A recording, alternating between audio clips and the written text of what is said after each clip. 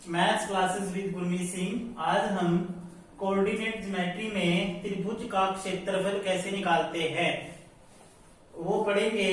तो त्रिभुज का क्षेत्रफल अभी तक आपने जो फॉर्मूला यूज करते थे आप मेंसुरेशन में, वो यूज करते थे 1/2 आधार गुना ऊंचाई। लेकिन जो फॉर्मूला हम इसमें निर्देशांक ज्यामिति में करेंगे, कोऑर्डिनेट ज्योमेट्री में करेंगे, मान लो कोई त्रिभुज है आपकी, जो कार्टेशियन प्लेन है, जो कार्तिकीय तल होता है हमारा, उसमें 3 बिंदुओं को मिलाने से जो आकृति बनती है वो त्रिभुज है। और इन तीनों बिंदुओं के निर्देशांक, मान लो ए बिंदु है, उसके निर्देशांक x1 y1, बी के x2 y2 और सी के x3 y3। और इस त्रिभुज का आपने क्षेत्रफल निकालना है, ये एरिया निकालना है आपने। तो उसके लिए जो फॉर्मूला है 1/2 x1 बाहर ब्रैकेट के बाहर, अंदर आएगा y2 माइनस y3। अगर आप यहाँ पे plus x2 y3 minus y1 plus x3 into y1 minus y2, यानी कि अगर आप x1 बाहर ले रहे हो तो अंदर y की तरफ में आएगी, x की तरफ नहीं आएगी। अगर आपने 1 यहाँ लिख दिया है, अंदर कोई भी स्पीसीज आपका 1 नहीं होगा, वो 2 और 3 होगा। इसी तरह से अगर आपने x2 लिखा है यहाँ पे, ना तो अंदर 2 आएगा और ना ही x आएगा, ठीक है। तो y3 माइनस y1 और x3 y1 माइनस y2, और इनको आपने साइक्लिक ऑर्डर में लेना है। साइक्लिक ऑर्डर में मतलब कैसे, जैसे यहाँ पे 2 3 1 ऐसे लेना है आपने इनको। मीन्स 2 माइनस 3, 3 माइनस 1 और 1 माइनस 2। तो ये आपका क्या है, त्रिभुज एबीसी का क्षेत्रफल निकालने का फॉर्मूला है।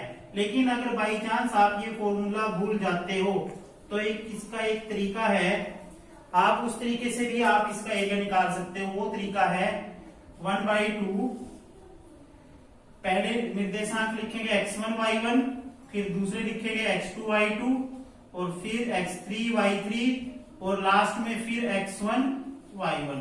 ये क्रॉस मल्टीप्लिकेशन मेथड है।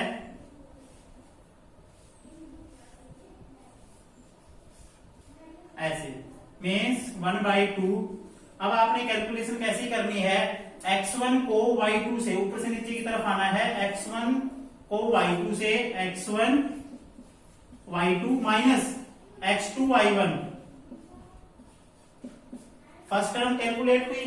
इसी तरह से नेक्स्ट में क्या करेंगे, x2 y3, यहां प्लस का साइन डालना है, x2 y3 minus x3 y2 plus, और जो थर्ड स्टेप है आपका x3 y1 minus x1 y3। तो ये फॉर्मूला आपका सेम ही है। अगर आप इसकी कैलकुलेशन करोगे और इसकी कैलकुलेशन करोगे, सेम आंसर ही आएगा। चाहे तो आप प्रश्न को डायरेक्ट फॉर्मूला लगा के कर सकते हो, या फिर इस तरीके से आप कोऑर्डिनेट लिख लो, जो भी कोऑर्डिनेट दिए होंगे, जो भी निर्देशांक दे रखे होंगे, तो उसके बाद आपने क्रॉस मल्टीप्लिकेशन ऐसे करनी है, यानी कि इसको इससे मल्टीप्लाई माइनस इसको इससे, इसको और इसको मल्टीप्लाई करना है, माइनस ये और ये। इसी तरह से x3 y1 minus x1 y3। तो बच्चों ये था आपका कोऑर्डिनेट ज्योमेट्री में त्रिभुज का क्षेत्रफल कैसे ज्ञात करते हैं। तो बच्चों अब हम इस प्रश्नावली 7.3 का जो पहला क्वेश्चन है उसमें भी त्रिभुज का क्षेत्रफल निकालना है, वो करेंगे। इस त्रिभुज के क्षेत्रफल निकालने के लिए आपको ये पता होना चाहिए इसके निर्देशांक क्या है। तो इसके निर्देशांक दे रखे हैं जो क्वेश्चन में, वो है एक जो कोऑर्डिनेट है एक वो है 2 और 3, बी के जो कोऑर्डिनेट है वो -1 0 और जो सी के कोऑर्डिनेट है वो 2 और -4 है। तो हम यही सूत्र लगाएंगे इसमें। तो सबसे पहले आपको ये देखना है x1 y1 क्या है, x2 y2 क्या है और x3 y3 क्या है। तकरीबन ये सब बच्चों को पता चल चुका होगा भी x1 क्या है, ये x1 है, ये y1 है, ये x2 है, ये y2 है, ये x3 ये y3 है। तो हम डायरेक्ट इनकी वैल्यू ना रखें, हम डायरेक्ट फॉर्मूले में वैल्यू रखेंगे। तो 1/2 x1 क्या है, x1 ये है, ये y1 है, ये x2 है, ये y2 है और ये x3 है, ये y3 है। तो x1 कितना है आपका 2 है और y2 कितना है 0 है, माइनस y3 कितना है -4, प्लस x2 कितना है -1, और y3 कितना है -4, और y1 कितना है -3, और प्लस x3 कितना है आपका 2 इंटू y1 कितना है 3 माइनस y2 कितना है 0। तो 1/2 इसको कैलकुलेट करेंगे 2 इंटू माइनस माइनस प्लस के 4 आएगा, ये -1 -4 -3 -7 प्लस 2 3 जा 6, तो ये आएगा 1/2 2 4 जा 8 प्लस 7 प्लस 6, तो 1/2, तो ये कितना हो जाएगा आपका 8 और 7 15 और 6 21, तो 21/2। तो ये क्या है, इस त्रिभुज का क्षेत्रफल है। तो एक चीज आपने ध्यान रखनी है, अगर बाई चांस ये वैल्यू नेगेटिव आ जाती है, क्योंकि क्षेत्रफल कभी भी ऋणात्मक नहीं होता, तो इसमें हमने उसका संख्यात्मक मान देखना है, यानी कि माइनस को प्लस में चेंज करके आंसर लिखना है, उसका संख्यात्मक मान ही लेते हैं।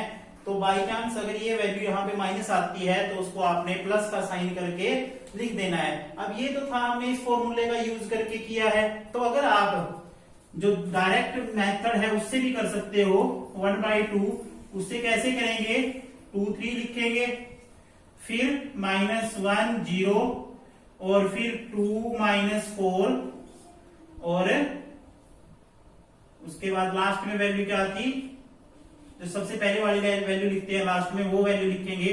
अब उसी तरह से क्रॉस मल्टीप्लिकेशन, अब ये क्रॉस मल्टीप्लिकेशन क्या है, देखो मैं इसको यहां पे करके दिखाऊंगा आपको, ये साफ कर देता हूं।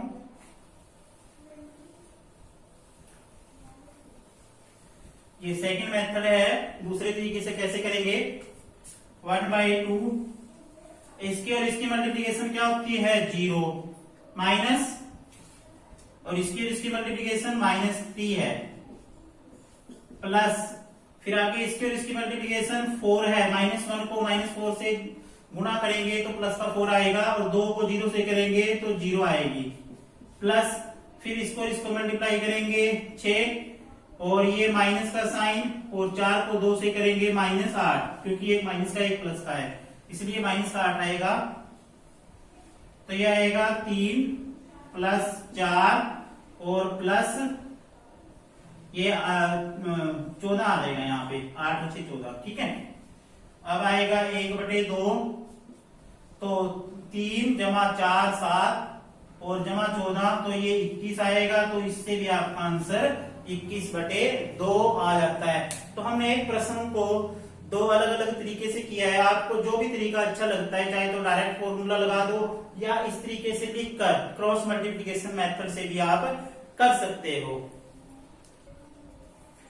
अब इसमें त्रिभुज का क्षेत्रफल का प्रयोग करके आपने 3 बिंदुओं को सरेखी दिखाना है, देखना है कि अब क्या वो सरेखी है या नहीं। अब 3 बिंदु अगर एक लाइन पे होते हैं, एक सरल रेखा में है, तो वो त्रिभुज नहीं बनाएंगे। लेकिन अगर 3 बिंदु एक लाइन पर नहीं है, मान लो जैसे 3 बिंदु एक सरल रेखा पर नहीं है, अगर इनको मिलाते हैं तो एक त्रिभुज नहीं, एक त्रिभुज बन जाती है। लेकिन पहले वाले केस में क्या है, अगर 3 बिंदु एक रेखा पर है तो उस केस में त्रिभुज नहीं बनती। अगर त्रिभुज नहीं बनती तो इसका मतलब उसका क्षेत्रफल क्या होता है, 0 होता है। तो इस केस में क्षेत्रफल जो है आपका वो 0 रख लेते हैं। तो 3 बिंदुओं को अगर आपने सरेखी दिखाना है, तो जो 3 बिंदु दे रखे हैं, तो त्रिभुज का क्षेत्रफल निकालना है आपने, और उसको किसके इक्वल रख देना है, किसके बराबर रख देना है, 0 के बराबर रख देना है। जो प्रश्नावली का दूसरा क्वेश्चन है उसमें के का मान याद करना है आपने, कि 3 बिंदु सरेखी हो, के किस मान के लिए, दिए गए 3 बिंदु सरेखी हो। तो आपने क्या करना है उस क्वेश्चन में, त्रिभुज का क्षेत्रफल का सूत्र लगाना है और उसको किसके बराबर रख देना है, 0 के बराबर रख देना है, वहां से आपका के का मान आ जाएगा। तो आपने ये प्रश्नावली करनी है 7.3। तो तब तक के लिए धन्यवाद।